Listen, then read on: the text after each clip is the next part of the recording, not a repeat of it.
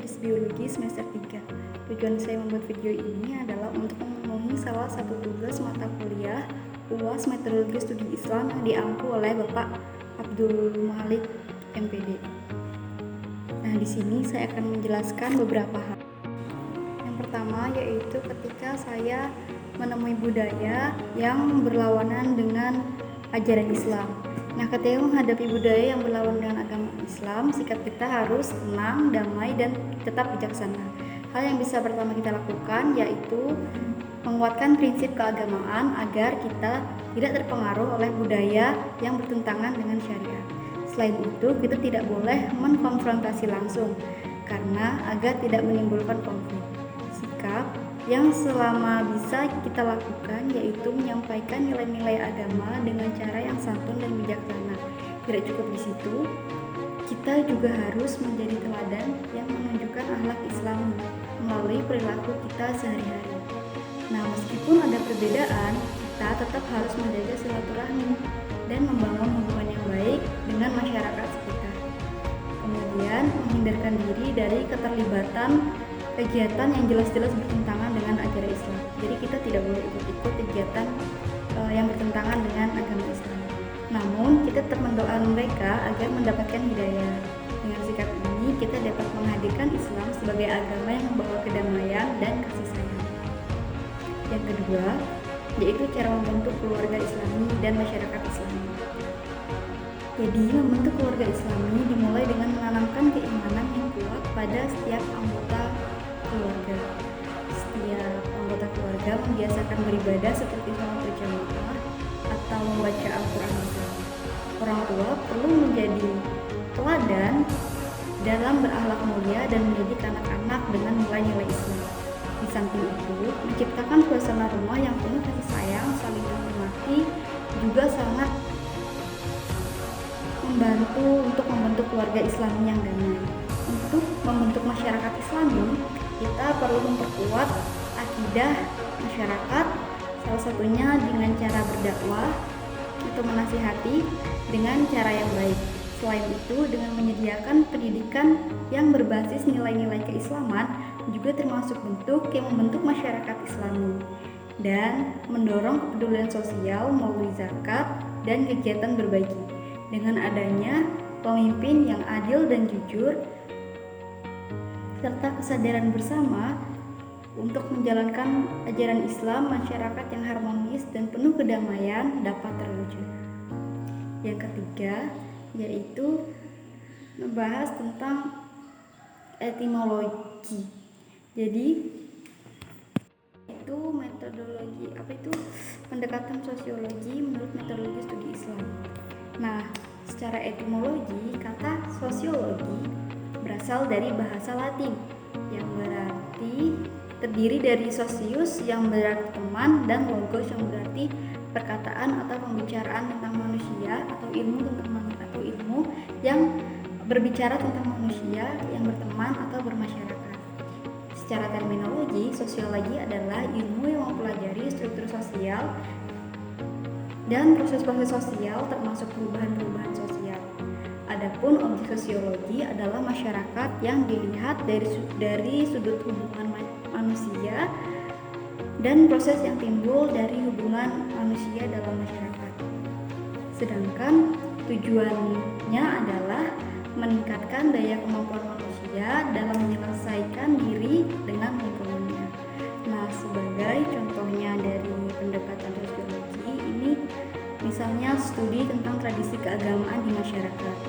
Nah, jadi mereka itu mengkaji bagaimana politik keagamaan seperti pengajian, maulid, atau ziarah kubur. Nah, semua itu dipengaruhi oleh budaya lokal dan tradisi masyarakat setempat. Nah, itu bisa melalui pendekatan sosiologi. Kemudian yang keempat yaitu tentang pendekatan antropologi dalam studi Islam. Antropologi terdiri dari kata antropos dan logos. Antropos berarti manusia, sedangkan logos berarti ilmu. Dengan kata lain, antropologi adalah ilmu tentang manusia, khususnya tentang asal-usul, aneka bentuk fisik, adat istiadat, dan kepercayaan pada masa lampau. Nah, secara epistemologi, antropologi mempelajari berbagai hal mengenai manusia secara empirik dalam hubungan sebagai makhluk biologis dan sebagai makhluk sosial, atau dalam arti hidup dalam masyarakat. Nah, antropologis bertujuan untuk memperoleh suatu pemahaman totalis manusia sebagai makhluk hidup, baik di masa lampau maupun di masa sekarang. Antropologi secara sederhana adalah ilmu yang mempelajari tentang masyarakat dan kebudayaan.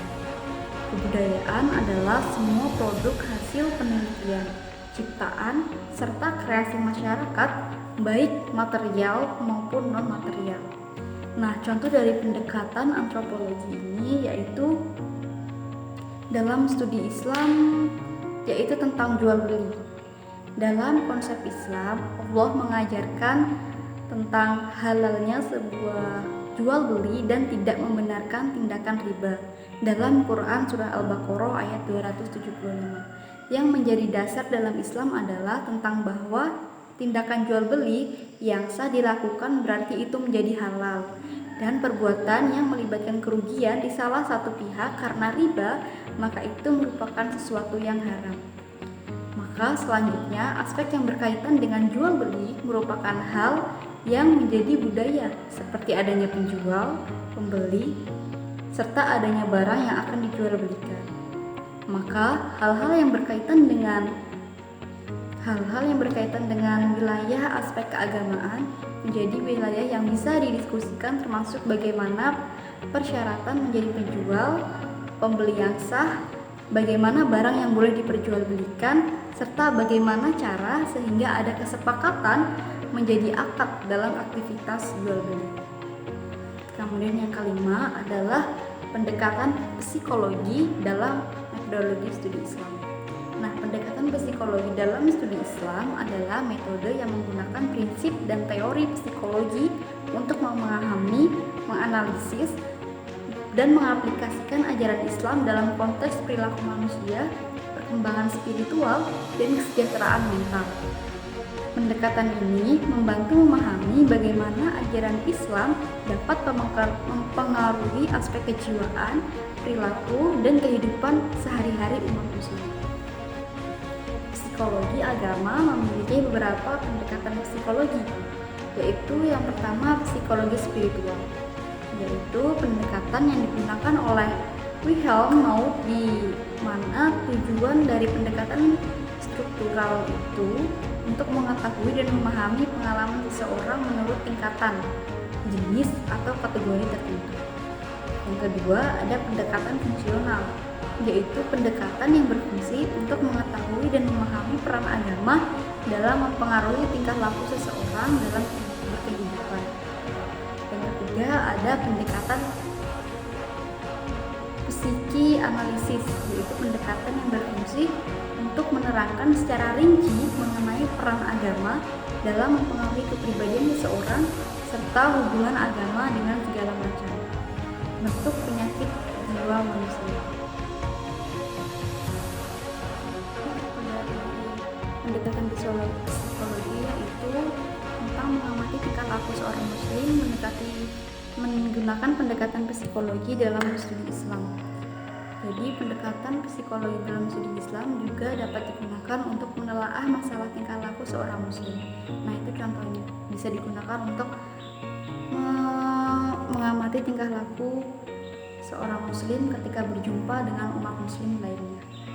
Ditambah dengan bagaimana sikapnya dalam menghormati kedua orang tuanya, rela berkorban untuk sesama, dan memperjuangkan kebenaran. Nah, itu contohnya. Yang kemudian yang keenam itu pendekatan fenomenologi. Jadi secara sederhana, pendekatan fenomenologi adalah pendekatan yang mencoba menggabungkan sifat objektif dan sifat subjektif yang ada dalam diri setiap mengkaji agama. Contoh pendekatan fenomenologi diantaranya yang pertama, acara tahlilan atau acara doa bersama yang diadakan di rumah keluarga atau orang yang meninggal.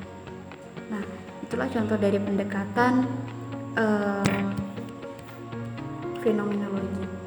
Nah, Mungkin sekian yang dapat saya sampaikan. Terima kasih atas perhatiannya saya ucapkan. Wassalamualaikum warahmatullahi wabarakatuh.